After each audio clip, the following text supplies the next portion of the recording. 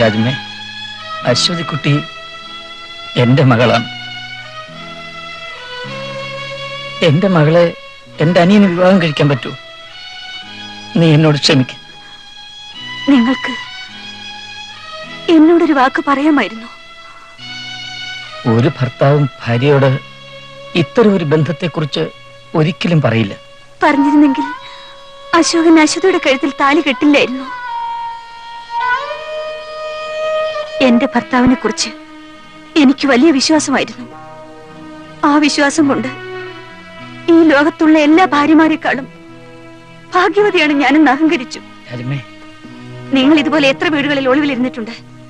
എവിടെയെല്ലാം കുട്ടികൾ ഉണ്ടായിട്ടുണ്ടെന്ന് ആർക്കറിയാം?